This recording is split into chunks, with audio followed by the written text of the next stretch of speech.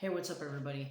This is Ultimate Music Lover, album reviews, unboxings, etc. Back with another video. I am gonna drop quite a few of these from time to time. I'm just gonna drop 3 or 4 videos tonight. I might drop up to 5. Um, but every time that I make a review on an album, I'm gonna go to my other channel, spinning the vinyl cassette reels and CDs, and post the album so that you can listen to it. So this is episode 2 of my new musical discovery series, and honestly, I was surprised that 2 or 3 years ago, when I got into Rage Against the Machine, which was an awesome blend of funk, metal, and rap just put together, that I didn't get into this other band.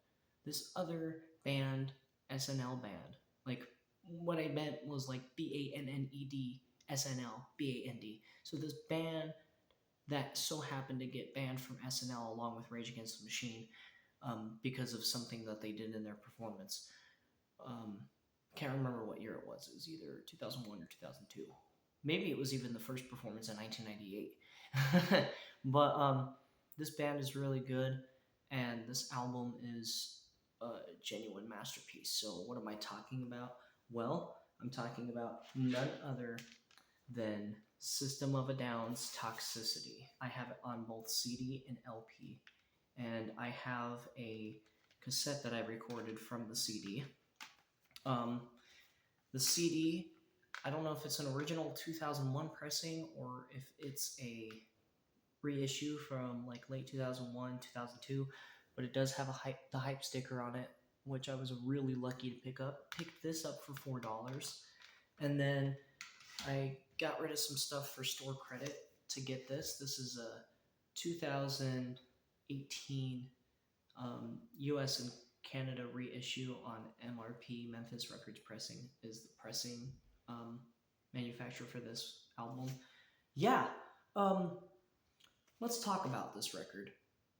This was a Rick Rubin produced record, and Rick Rubin usually gets slammed upon because he is known for albums that are very famous in the loudness wars. Two very prominent examples are Red Hot Chili Peppers' Californication and Metallica's Death Magnet. Both were produced by Rick Rubin, and as I haven't listened to Death Magnetic, but from what people have said, it is so ear fatiguing that it's just hard to listen to the whole thing. Like, the ear fatigue you get after even the first couple of songs is just harsh. Well, Californication is the same way. After you get through Around the World and Parallel Universe, Scar Tissue is a little bit more bearable and Other Side, but once you get to Get on Top, then the ear fatigue starts to kick in, because like, it's weird. The brittleness in the snare drum and the hi-hats, like the very highs, is what really makes the Rick Rubin like frowned upon. As a creative producer, he's great. Like, getting bands to just come out of their shell and do something is great. But not all of his like production of records, like sound productions, are spot on. Most of them are not spot on, if I had to be honest. But for some reason, Toxicity is a standout because it actually sounds pretty darn good. And I was surprised myself. I was like, oh no, it's a Rick Rubin produced record. It's going to sound pretty bad, right? Honestly, it sounded pretty darn good. The snare drum wasn't as brittle. You could still tell, because the way Rick Rubin produces records, the snare drum is like very unique to his producing. So you can tell it's a Rick Rubin produced record just by the snare drum. But it wasn't as harsh as on other records. The guitars came out pretty clear, honestly. You could hear the bass, which was pretty interesting. Well, I mean, what I mean by you can hear the bass is you can hear it a little more clear. And the soundstage of the record is just a little bit more open. I've noticed that on the original CD, or like one of the first issues on CD, this tends to be a little bit closed off, and it kind of adds to the vibe considering the back cover. The soundstage feels like it's a little bit more enclosed in a room like this. You get a little bit more breathing room on this reissue on LP, but the recording of the album itself doesn't really change anything. Um, anyway, let's get into the songs. So, before we get into the songs, a little fun fact that I found out, like I did a little bit of research on it. Apparently, they decided to invest $20 million, and I can't remember if they completely replaced it. I think they just put it on the other side of the Hollywood sign, but they got the famous Hollywood sign in Hollywood. That's just the pillars that are up. They paid $20 million to use the licensing to use their band name in the same exact style. So they actually set this up either in the same spot where the Hollywood logo was or on the other. I think it was on the other side. They set it up on the other side of it. And then they just took a picture of it, put that in the corner, photoshopped it in later.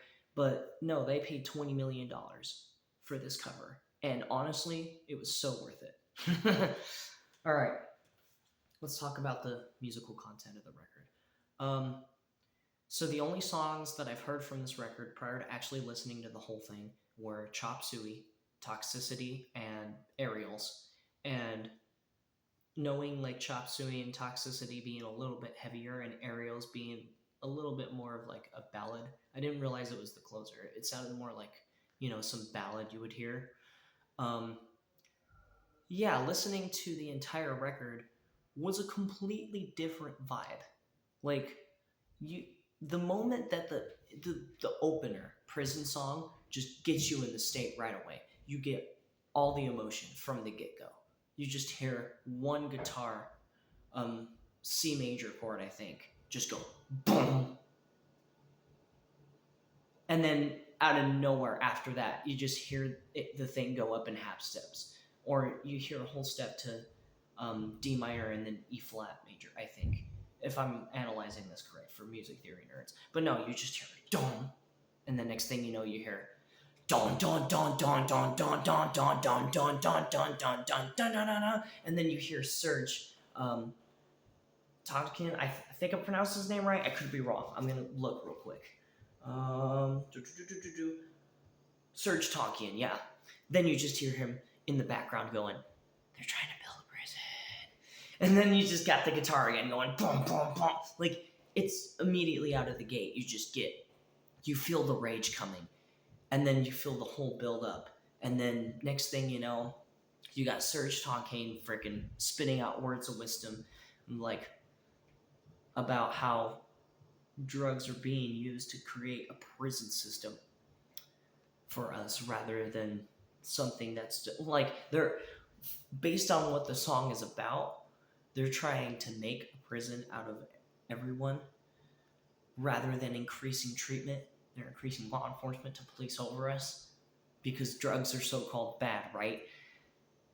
And so the bridge of the song, you have Serge just going, "While research and successful drug policy shows that treatment should be increased, while law enforcement decreased in abolishing mandatory minimum sentences."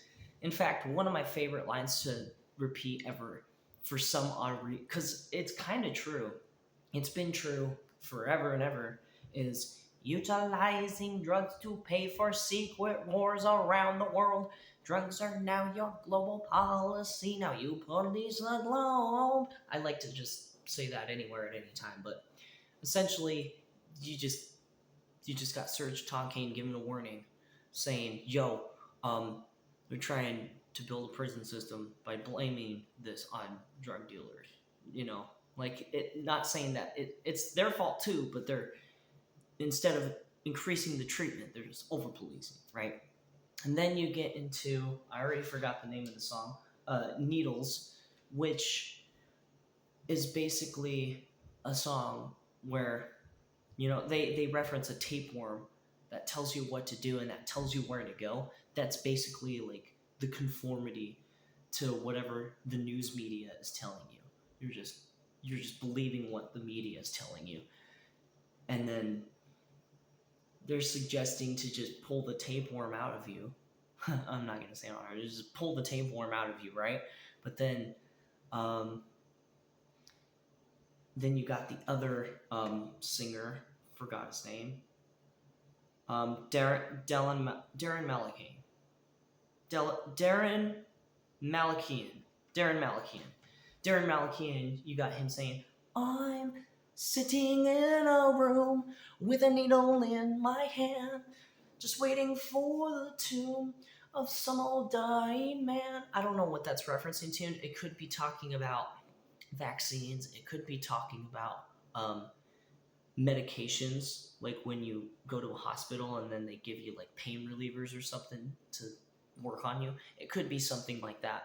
But essentially, what I think is the tapeworm is the conformity of what the news just tells you. And the next thing you know, the next song is Deer Dance, which is, well, essentially the lyrics just talk about law enforcement brutality, period. Any kind of brutality for police, from any immigration enforcement, any form of law enforcement. It's just talking about any form of law enforcement being abusive.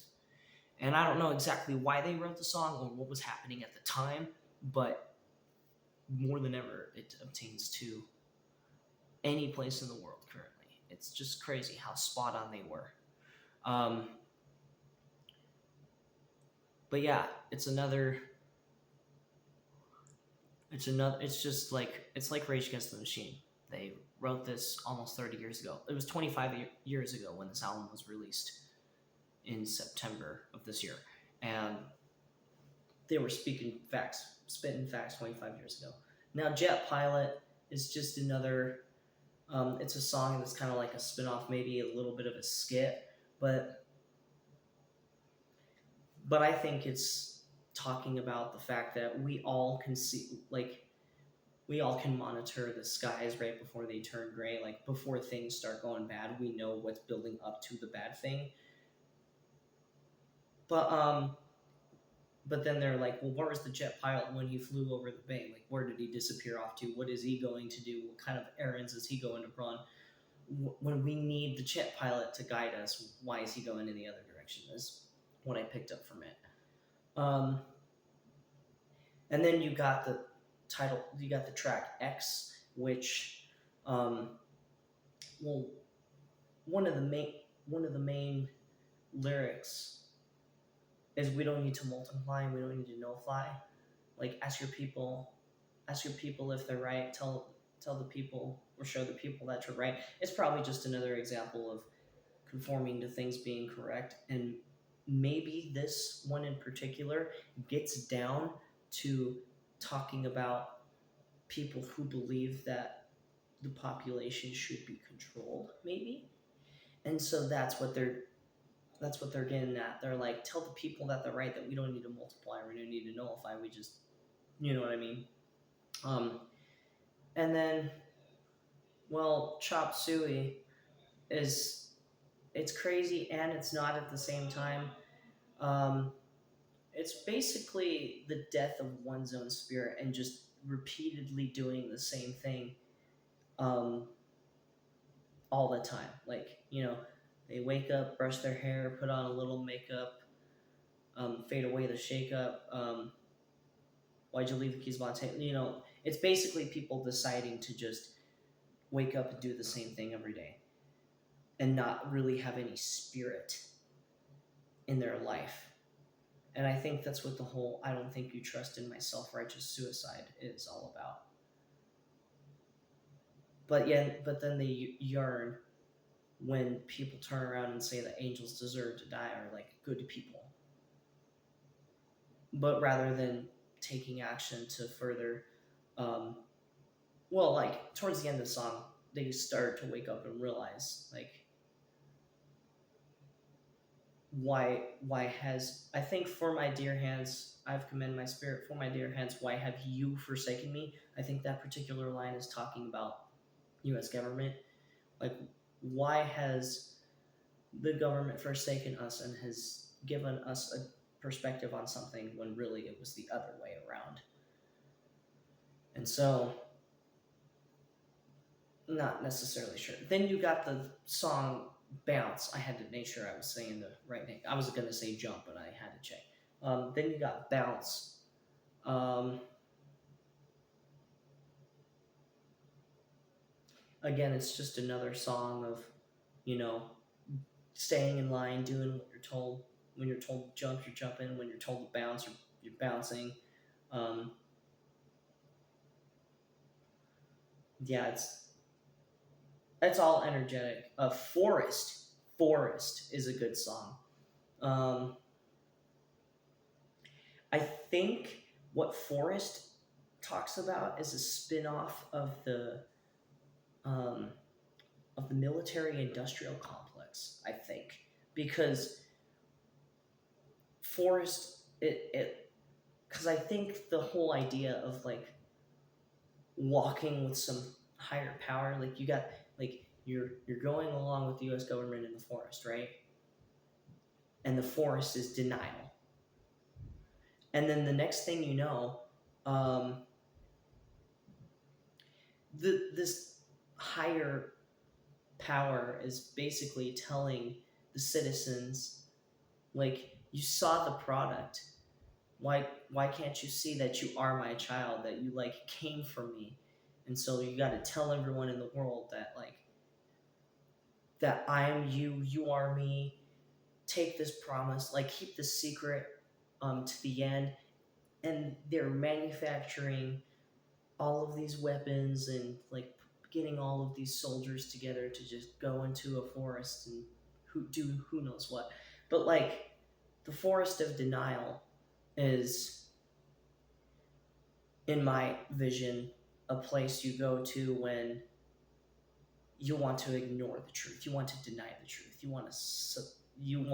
know what the truth is and what's really happening, but you want to suspense it, hide it away, and keep it a secret.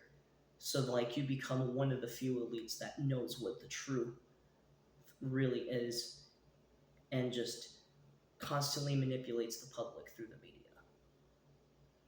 And then ATWA, ATWA, apparently the acronym is Air, Trees, Animals, Trees, Water, Air, or it's Air, Trees, Waters, Animals, something like that. But apparently it was an organization. I learned this just like a couple weeks ago. It's actually an organization that was started by Charles Manson, because even though he was a psycho murderer, he believed that air, trees, waters, animals were like the four essential elements that like that was like the way life was sustained on Earth. Like those were the important things to sustain human life, was animals, trees, water, air. And that's kind of crazy to think about, that he went and started this whole organization, and then they wrote a song after that organization. But essentially, um, the song touches on the importance of those things and how us as humans are so disconnected from it, that for the ones who really do know, they know it so much that other people don't even care about how they feel about the air, trees, water, and animals. And that's why Serge Tonkian is freaking spinning out some anger, being like, "You don't care about how I feel. I don't feel it anymore." You know what I mean? That's why the character stops feeling for it, and it's just like, "All right, fine, whatever." And that's probably I think a part of what System of a Down was trying to do is get in the head of Charles Manson himself, because maybe Charles Manson did really care about the air, trees, waters, and animals so much that because other people didn't care about those four things of sustaining human life, that he probably went crazy and started and you know, maybe being a sociopathic killer, because he was like, you know, you don't care about how you feel, and I don't feel it anymore. I can't feel it anymore. That's probably what he was trying to do. And a part of me wonders if they're putting the blame on anyone, citizens, government, or any agencies that just completely neglected um, the air, trees, waters, animals organization and didn't even care for it. That's He's probably saying that from this guy's perspective that it was their fault. I don't know. It's an interesting song. It's a good track. Um, Science is a good one. Science essentially just talks about how we're making all of these advancements in technology and things are supposedly getting easier and we're figuring out more things because of science. But but then of course one of the main lyrical lines is science has failed to recognize the the second most potent element of human existence, which is faith. And so essentially the whole song slams on science for failing our world and failing our Mother Earth because all these advancements seem to be doing more harm to the earth than actual good. Like good things and are coming out of it for humans and good things are coming out of it for efficiency and the way that human society runs. But for Mother Earth and Mother Earth's environment, it's failing Mother Earth. So they're essentially saying all of these advancements have actually failed. Science has failed our world instead of making it better, more harm than good. Then you have the song, I forgot the name again, Shimmy. Shimmy's a pretty good track. I'm not sure what it's about, but I'm pretty sure that it has something to do with education because it's just, you're going into school, you're coming out, you're going in with knowledge or supposed knowledge, like quote unquote knowledge, or maybe you go in learning what they call knowledge. You come out of there and you go and study that knowledge, but then you go to challenge that knowledge. So then you go in back with more knowledge, but you were late to class or something because you don't care about the knowledge that the school system gives. And so then I don't know, it's pretty interesting. I don't know exactly what it's about, but I'm guessing that it's getting down to the root of what school actually is, which might be like a place for kids from a young age go to just be fed information and to accept information that they quote unquote learn from school, even if it's not true. And then next thing you know, next track is Toxicity. This talks about an entire city. It says toxicity of our city. I like to say toxicity of our world because there's a lot of great things happening in the world that the media fails to recognize. But what the media is showing is a lot of bad things that we can also fix. So analyzing the lyrics deeper, conversion software version 7.0, it's essentially just, you're converting into a being that doesn't necessarily have a spirit anymore, and you're just converting to a being that conforms to whatever you're told. And then that's what the looking at life through the eyes of a tire hub is. You're looking through a tire hub and this is all you're seeing. This is all you're meant to see. While meanwhile, there's all this out here that you're not seeing. And then eating seeds as a pastime activity could be referencing like doing drugs, drinking alcohol maybe, or, going home and smoking your cigarettes. It could be like, just doing something that intentionally damages your body as a pastime activity. And then, of course, how do you own the world? How do you own disorder? He's basically asking us in the lyrics, how do you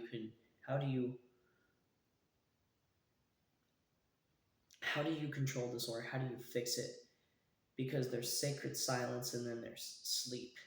There's somewhere between the sacred silence and sleep, my bad. There's somewhere between the sacred silence and sleep where we can fix things. And disorder doesn't fit anywhere in there. And so basically it's just saying there's a whole bunch of chaos, but we choose sacred silence or sleep rather than focusing on the disorder. Psycho is just, someone who's going crazy on purpose. Like it can either someone who's intentionally trying to go crazy, or someone who's trying to, or someone who has gotten crazy, not on purpose, but for the sake of everything that they've been fed by media, by stories, by television and entertainment, by news articles, and all of this info. It's just like desensitizing this person to a degree where internally they're psycho and going crazy, but they seem normal at the outside. Then you got the closing track, Aerials. Um, Now again, this song, like when you listen to the whole album and then you listen to Aerials, it's a completely different vibe. You're like, whoa. Like it's still a little heavy, but it's like the chillest song on the entire album. Um,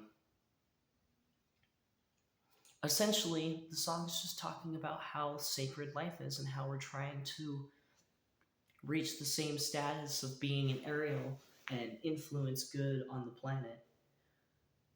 And then essentially it talks about the sacrifices that come for fame, I guess. Like what you have to sacrifice in order to become famous and well known among people. And this could apply to any music artist, this could apply to actors, this could apply to even politicians. Like essentially what the song is saying is like if you want to become an Ariel, you have to sacrifice a part of yourself that the world doesn't want to see.